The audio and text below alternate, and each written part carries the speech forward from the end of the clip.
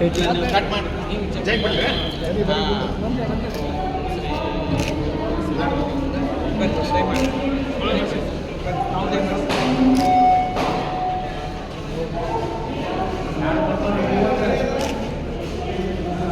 ಇಲ್ಲಿ ಒಂದು ರೂಮ್ನ್ಯಾಗ ಇಬ್ಬರು ಮಂದಿ ಕುಂದಿರ್ತಾರಿದ್ವಿ.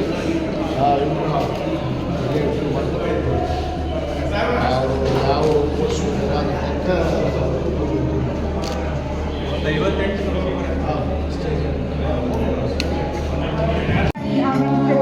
ಜನಪ್ರಿಯ ಶಾಸಕರು, ಪರಮ ಪೂಜ್ಯರು ಹಾಗೂ ಎಲ್ಲ ಅತಿಥಿ ಗಣ್ಯಮಾನ್ಯರು ದೀಪ ಹಚ್ಚುವ ಮುಖೇನ ಕಾರ್ಯಕ್ರಮಕ್ಕೆ ವಿದ್ಯುತ್ ಚಾಲನೆಯನ್ನು ನಡೆಸಿದ್ದಾರೆ. ಸರ್ವರಿಗೂ ತುಂಬ ಹೃದಯದ ವಂದನೆಗಳು.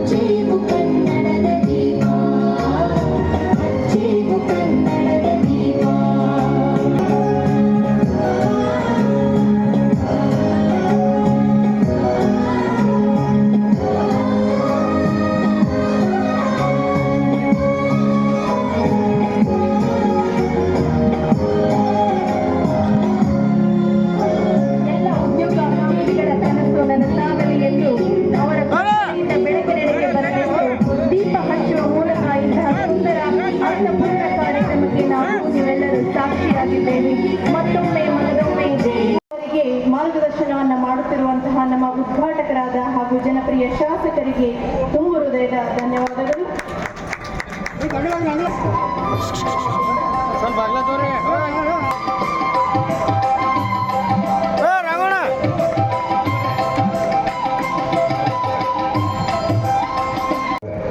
ಯಾಕಂದರೆ ಭಾಳ ಬೆಳಗ್ಗೆ ಬಂದ್ಬಿಟ್ರೆ ಪಾಪ ನಮ್ಮ ವಿದ್ಯಾರ್ಥಿಗಳು.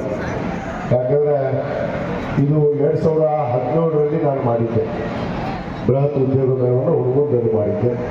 ತದನಂತರ ಇನ್ಕಲಲ್ಲಿ ಕೂಡ ಕಳೆದ ನಾನು ಶಾಸಕ ಇದ್ದಿದ್ದಿಲ್ಲ, ಆವಾಗೊಂದು ಉದ್ಯೋಗ ಮೇಳವನ್ನು ಇನ್ಕಲ್ನಲ್ಲಿ ಮಾಡಿದ್ದೆ.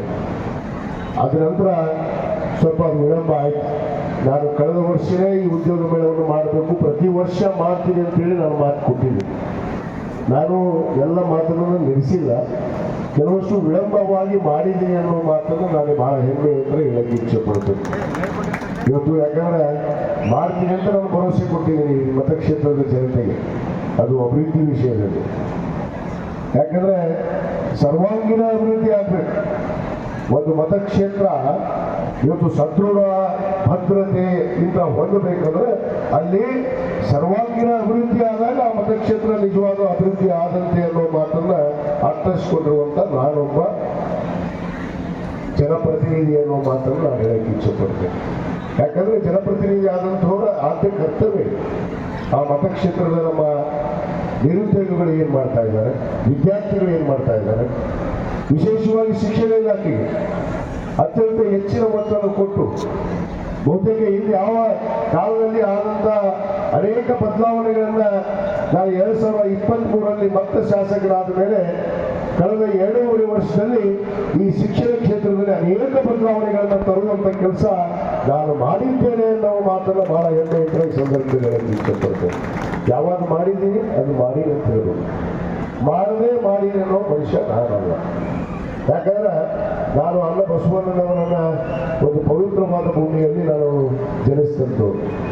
ಮಾಡು ಇಲ್ಲ ಮಡಿ, ಕಾಯಕವೇ ಕೈಲಾಸ, ಎನಗಿಂತ ಹಿರಿಯನಿಲ್ಲ ಶಿವಭಕ್ತರಿಗಿಂತ ಹಿರಿಯನಿಲ್ಲ ಅನ್ನೋ ಮಾತನ್ನು ಹೇಳಿದ್ದಾರೆ. ನಾನು ದೊಡ್ಡವ ಅಂತ ಎಲ್ಲಿ ಹೇಳ್ಕೊಳ್ಳೋದು ಯಾರು ಬಂದು. ನಮ್ಮ ಗದ್ದೆಕೇರಿ ಸರ್ ಇದೀಗ ಫೇಸ್ಬುಕ್ ಕಮೆಂಟ್ ಬಗ್ಗೆ ಹೇಳ್ತಾ ಇದ್ರು. ಈ ಫೇಸ್ಬುಕ್ ಕಮೆಂಟ್ ಮಾಡ್ತಾರೆ 100 ಮಂದಿ. ಅದೇ ಹೇಳ್ತಾರೆ 2 ಬಾಯಿ ಅದಾವಂತೆ ಗುರುಗಳು ಅದರ, ಆದರೂ ಹೇಳೇ ಬಿಡ್ತಿಲ್ಲ. 2 ಬಾಯಿ ಅದಾವ ಬುದ್ಧಿ ಈ ಜಗತ್ತಿನ, ಒಂದು ಹೊಗಳೋ ಬಾಯಿ, ಒಂದು ಹೊಯ್ಕೊಳ್ಳೋ ಬಾಯಿ. ವಿದ್ಯಾರ್ಥಿಗಳು ಅರ್ಥ ಮಾಡ್ಕೊಳ್ತಾರೆ. ನಿಮಗೂ ಹೋಗ್ತಾರೆ ಕೆಲವಷ್ಟು ಮಂದಿ, ಇನ್ನಷ್ಟು ಮಂದಿ ಇರ್ತಾರೆ ಅವ್ರು ಹೊಯ್ಕೊಳ್ಳೋರು. ಅವ್ರು ಏನು ಖುಷಿ, ನೀವು ಹಾಲು ಏನೋ ತುಪ್ಪ ಏನಾದ್ರು ಬೇಕಾತೇರಿ ಅವ್ರು ಹೊಯ್ಕೊಳ್ಳೋರು. ಈ ಹೊಯ್ಕೊಳ್ಳೋರಿಗೆ ಏನು ಮಾಡೋಕ್ಕಾಗಲ್ಲ, ನೇರವಾಗಿ ಉತ್ತರ ಕೊಡ್ತೀನಿ, ಐ ಡೋಂಟ್ ಕೇರ್. ನಾನು ಮಾಡೋ ಕರ್ತವ್ಯವನ್ನ ಆ ಭಗವಂತ ಮೆಚ್ಚಬೇಕು, ಆ ಬಸವಣ್ಣ ಮೆಚ್ಚಬೇಕು, ನಮ್ಮ ಪೂಜ್ಯರ ಮೆಚ್ಚಬೇಕು. ನಾನು ಯಾರಿಗೆ ಮೆಚ್ಚೋದಕ್ಕೆ ನಾನು ಇಲ್ಲಿ ಹೊರಟಿಲ್ಲ. ನಮಗೆ ನಿಮ್ಮ ಚಪ್ಪಾಳೆಗಳು ಬೇಡ, ಏನು ಬೇಡ. ನಾವು ಪ್ರತಿ ಉಪಕಾರಕವಾಗಿ ಏನೂ ಬಯಸೋದಿಲ್ಲ. ಇಲ್ಲೇನು ಒಂದು ಪಕ್ಷಕ್ಕೆ ಸೀಮಿತವಾಗಿ ನಾನು ಈ ಉದ್ಯೋಗ ಮೇಳವನ್ನು ಮಾಡಿಲ್ಲ. ನಾನು ಸಾಮೂಹಿಕವಾಗಿ ಮಾಡ್ತೀನಿ, ಉದ್ಯೋಗ ಮೇಳ ಮಾಡ್ತೀನಿ, ಆರೋಗ್ಯ ಶಿಬಿರ ಮಾಡ್ತೀನಿ, ಮತ್ತು ಅನೇಕ IPL ಮಾಡ್ತೀನಿ. ನಾನು ಈ ಕಳೆದ ಒಂದು 20 ವರ್ಷದಲ್ಲಿ ನಾನು ಏನೇನು ಮಾಡಿದ್ದೀನಿ ಒಂದು ಪಟ್ಟಿಗೆ ಕೊಡ್ತೀನಿ ಬೇಕಾದ್ರೆ. ಭಾಳಷ್ಟು ಮಂದಿ ಗೊತ್ತೈತೆ, ನಮ್ಮ ಎಲ್ ಜಿ ಮೇಲೆ ಇದ್ದವ್ರಿಗೆ ಗೊತ್ತೈತಿ ನಾನು ಏನು ಮಾಡ್ತೀನಿ ಏನಿಲ್ಲ ಅನ್ನೋದು. ಏನು ಅಭಿವೃದ್ಧಿ ಮಾಡ್ತೀನಿ ಅನ್ನೋದ್ರಲ್ಲಿ ಅವ್ರು ಹೊಗಳ್ತಾರೆ ಮಾಡಿ. ನಾನು ಹೊಗಳಿಸ್ಕೊಳ್ಳೋಕೆ ಕುಂತಿಲ್ಲ, ನಾನು ಹೊಗಳ ಪಟ್ಟ ಅಲ್ಲ, ನಾನು ಹೊಗಳುವಂಥದ್ದು ನಾನು ನಿರೀಕ್ಷೆನೂ ಮಾಡೋದಿಲ್ಲ. ಆಮೇಲೆ ಪ್ರತಿ ಉಪಕಾರನೂ ನಾನು ನಿರೀಕ್ಷೆ ಮಾಡೋದಿಲ್ಲ. ನನ್ನ ಕರ್ತವ್ಯವನ್ನು ನಾನು ಮಾಡ್ತಾ ಇದ್ದೀನಿ.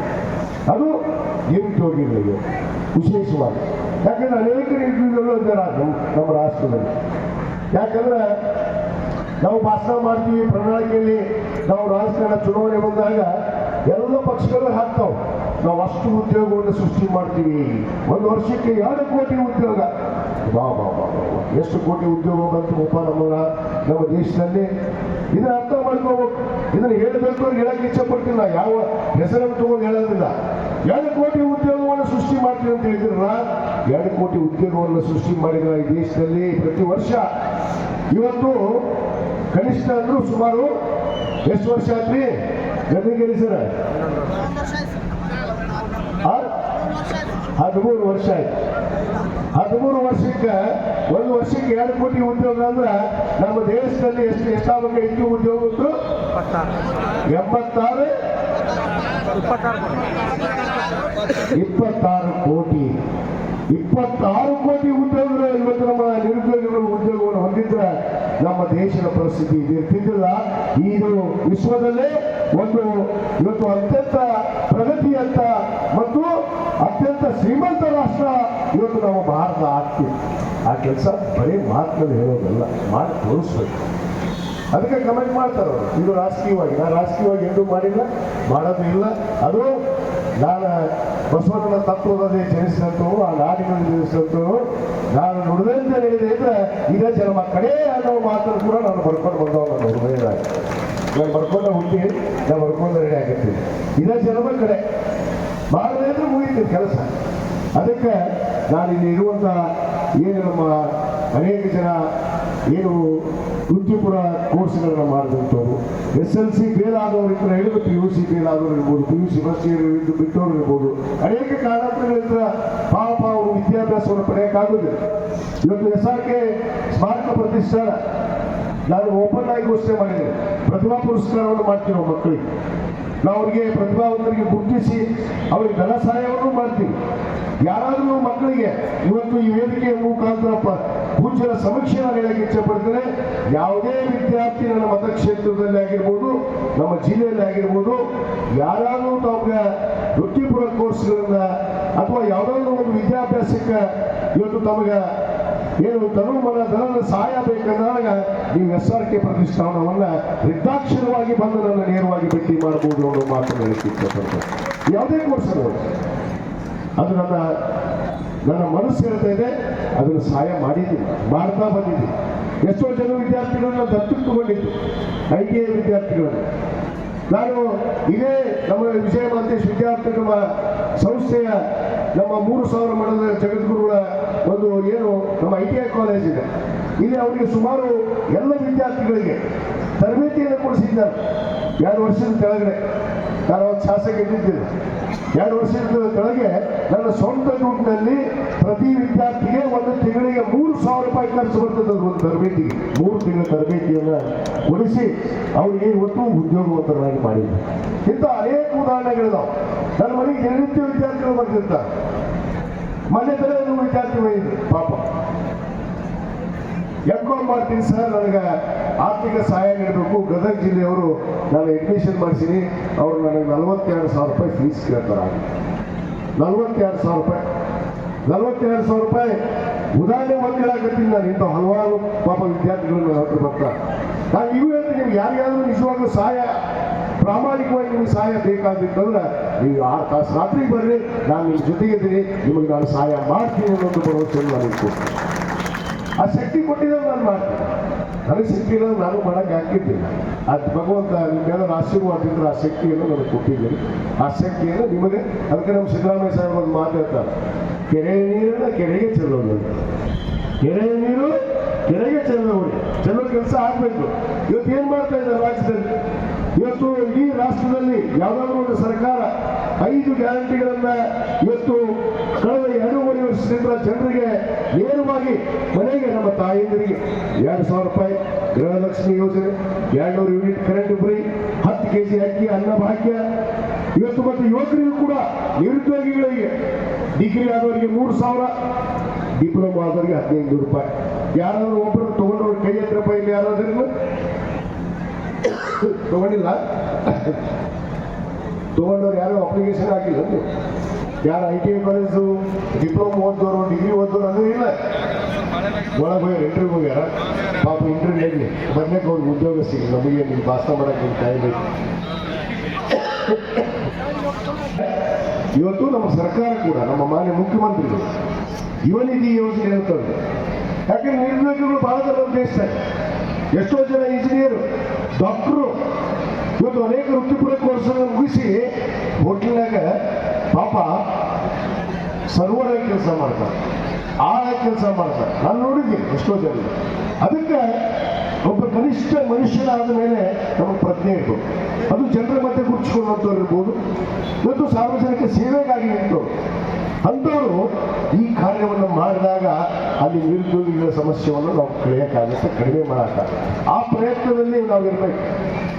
ಯಾಕಂದ್ರೆ ಸಮಾಜದಲ್ಲಿ ಅದಕ್ಕೆ ಸ್ಥಿತಿವಂತರಿಗೆ ಯಾಕೆ ನಾನು ವಿನಂತಿ ಮಾಡ್ಕೊತೀನಿ ಅಂದ್ರೆ, ಎಲ್ಲರೂ ನೀವು ಏನು ಮಾಡ್ತೀರಲ್ಲ ಸೇವೆ, ನೂರಾರು ಸೇವೆ ಮಾಡ್ತೀರಿ, ಆದರೆ ಇಂಥ ಸೇವೆಯಲ್ಲಿ ಕೂಡ ನಾವು ಭಾಗವಹಿಸಿಕೊಂಡು ಪಾಪ ನಮ್ಮ ಊರವರು, ನಮ್ಮ ಮತಕ್ಷೇತ್ರದವರು, ನಮ್ಮ ದೇಶದವರು ಅವರಿಗೆ ಸೇವಾ ಮಾಡುವಂಥ ಒಂದು ಮನೋಭಾವನೆಯನ್ನ ಹೊಂದಿದ್ರೆ ಅವ್ರು ನಿಜವಾಗ್ಲೂ ಇವತ್ತು ಜನಪ್ರತಿನಿಧಿ ಆಗೋದಕ್ಕೆ ಯೋಗ್ಯ ಆಗ್ತಾರೆ ಅನ್ನೋ ಮಾತನ್ನು ಕೂಡ ನಾನು ಈ ಸಂದರ್ಭದಲ್ಲಿ ಹೇಳಕ್ಕೆ ಇಚ್ಛೆ ಪಡ್ತೇನೆ. ಆದ ಕಾರಣ ಇವತ್ತೇನು ನಮ್ಮ ಸೋಮ ಇವೆಂಟ್ಸ್ ಅವರು ಸಿದ್ಧಾರ್ಥ ಇರ್ಬೋದು, ನಮ್ಮ ಇನ್ನೊಬ್ಬ ಜೀವನ್ ಕುಮಾರ್ ಇರ್ಬೋದು, ಈ ಒಂದು ಬೃಹತ್ ಉದ್ಯೋಗ ಮೇಳವನ್ನು ಇವತ್ತು ಸುಮಾರು 58 ಕಂಪನಿಗಳು ಬಂದವು. ಅದರಲ್ಲಿ ಬಹಳ ಒಳ್ಳೊಳ್ಳೆ ಕಂಪನಿ ಅದಾವೆ. ನಿಮಗೆ ಇದೇ ಬಾಗಲಕೋಟೆ ಜಿಲ್ಲೆಯಲ್ಲೇ ಉದ್ಯೋಗ ಕೊಡುವಂಥವ್ರು ಬಂದಾರ. ನಮ್ಮ ಬಾಗಲಕೋಟೆ ಜಿಲ್ಲೆ ಒಳ್ಳೊಳ್ಳೆ ಕಂಪನಿ ಬಂದಾವೆ ಮತ್ತು ಬೆಂಗಳೂರಿನಲ್ಲಿರುವಂಥ ಅನೇಕ ದೊಡ್ಡ ದೊಡ್ಡ ಕಂಪನಿಗಳು ಬಂದಾವೆ. ಅಲ್ಲಿ ಇಂಜಿನಿಯರ್ ಆಗಿರ್ಬೋದು, ಡಾಕ್ಟರ್ ಆಗಿರ್ಬೋದು, ಈ ವೃತ್ತಿಪರ ಕೋರ್ಸ್ಗಳನ್ನು ಮುಗಿಸಿದಂಥ ಎಲ್ಲರಿಗೂ ಅವಕಾಶವಲ್ಲ. ಮತ್ತು ಇಂಟರ್ವ್ಯೂ ಮುಗಿದ ತಕ್ಷಣವೇ ಅವ್ರಿಗೆ ಇವತ್ತೇ ಅಪಾಯಿಂಟ್ಮೆಂಟ್ ಲೆಟರ್ ಅನ್ನು ಕೂಡ ಇದೇ ವೇದಿಕೆ ಮೇಲೆ ನಾವು ಕೊಡ್ತೀವಿ ಅನ್ನೋ ಒಂದು ಭರವಸೆಯನ್ನು ನಿಮಗೆ ಇವತ್ತು ಕೂಡ ಇಷ್ಟಪಡ್ತೇವೆ. ಇದು ಸುಮ್ಮನೆ ಇಂಟರ್ವ್ಯೂ ಮಾಡಿ ಜ್ಞಾಪಕ ಮಾಡಿ ಕಳಿಸಿಬಿಡೋದಲ್ಲ, ನಿಮಗೆ ಆದೇಶ ಪತ್ರವನ್ನು ಕೂಡ ಇವತ್ತೇ ಕೊಡುವಂಥ ಕೆಲಸ ನಾವು ಮಾಡ್ತೀವಿ. ಇದಕ್ಕೆ ಇವತ್ತು ನನಗೆ ಸ್ಫೂರ್ತಿ ಯಾರು ಅಂದ್ರೆ ನಮ್ಮ ದೃಢ ಸಂಕಲ್ಪ ಫೌಂಡೇಶನ್ ನಮ್ಮ ರಾಘವೇಂದ್ರ ಮತ್ತು ನಮ್ಮ ಈರಣ್ಣ ನಾಗರಾಜ್ ಅವರು ನನಗೆ ಎಚ್ಚರಿಕೆ ಗಂಟೆ ನೋಡಿದು ಉದ್ಯೋಗ ಮೇಳ ಮಾಡೋಣ ಸರ್ ಅಂತ ಬಂದಾಗ, ನಡ್ರಪ್ಪ ನೀವು ಆಯೋಜನೆ ಮಾಡ್ರಿ, ಅದ್ರ ಉದ್ಘಾಟನೆ ಮಾಡೇ ಬಿಡೋಣ ಅಂತ ಹೇಳಿ ಇವತ್ತು ದಿನ ಫಿಕ್ಸ್ ಮಾಡಿ ಇವತ್ತು ಪ್ರಾರಂಭ ಮಾಡಿದ್ದೀವಿ. ಇದನ್ನು ಪ್ರತಿ ವರ್ಷ ಮಾಡ್ತೇವೆ. ನಮ್ಮ ದೃಢ ಸಂಕಲ್ಪ ಫೌಂಡೇಶನ್ ಅವರಿಗೆ ನಾವು ವಿನಂತಿ ಮಾಡ್ಕೊತೀವಿ, ನಮ್ಮ ರಾಘು ಧಾರವಾಡ ಅವರಿಗೆ, ಈರಣ್ಣ ನಾಗರಾಜ್ ಅವರಿಗೆ, ನೀವು ಪ್ರತಿ ವರ್ಷ ಇವತ್ತೇನು ಡೇಟ್ ಐತಲ್ಲ, ಎಷ್ಟು ಇವತ್ತು ಡೇಟು 20/9/2005, ಒಳ್ಳೆ ಮುಂದಿನ ವರ್ಷ 26/2026ಕ್ಕೆ ನೀವು ವಿನಂತಿ ಮಾಡ್ಕೊತೀನಿ. 20/9/2026 ಒಳಗಡೆ ಮತ್ತೊಂದು ಉದ್ಯೋಗ ಮೇಳವನ್ನು ನಾವು ಮತ್ತೊಂದು ಆಯೋಜನೆ ಮಾಡಬೇಕು ಅಂತ ಹೇಳಿ ನಮ್ಮಲ್ಲಿ ವಿನಂತಿ ಮಾಡ್ಕೊತೇನೆ. ನಾವೆಲ್ಲರೂ ಅದಕ್ಕೆ ಸಿದ್ಧವಾಗಿರ್ರಿ. ನಾವೆಲ್ಲ ಅವರಿಗೆ ಉದ್ಯೋಗವನ್ನು ಕಲ್ಪಿಸಿಕೊಡೋಣ. ಆ ಉದ್ಯೋಗವನ್ನು ಕಲ್ಪಿಸಿಕೊಡುವಂಥ ಕೆಲಸ ಇವತ್ತು ನಾವು ಪ್ರಾಮಾಣಿಕವಾಗಿ ಮಾಡೋಣ ಅನ್ನೋ ಮಾತನ್ನು ಈ ಸಂದರ್ಭದಲ್ಲಿ ಹೇಳಿ, ಅನೇಕ ವಿಚಾರಗಳನ್ನು ಬಹಳಷ್ಟು ಎಲ್ಲರೂ ಮಾತಾಡಿದ್ದಾರೆ. ಮಾತು ಪದೇ ಪದೇ ಮಾತಾಡೋಕ್ಕೆ ಹೋಗೋದಿಲ್ಲ. ನಾನು ಇಲ್ಲಿ ಬಂದಿರೋಂಥ ಎಲ್ಲ ಉದ್ಯೋಗವನ್ನು ನಿರೀಕ್ಷೆ ಮಾಡಿ ಬಂದಂಥ ಎಲ್ಲರಿಗೂ ನಾನು ಶುಭವನ್ನು ಹಾರೈಸ್ತೇನೆ. ಅದಕ್ಕೆ ತಮಗೆಲ್ಲರಿಗೂ ಶುಭವನ್ನು ಹಾರೈಸ್ತೇನೆ.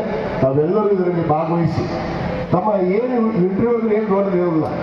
ಇನ್ನು ಏನು SLC ಫೇಲ್ ಆದವ್ರಿಗೂ ಇಂಟರ್ವ್ಯೂ ಐತಿ, ಅವ್ರಿಗೂ ಕೆಲಸ ಖುಷಿ.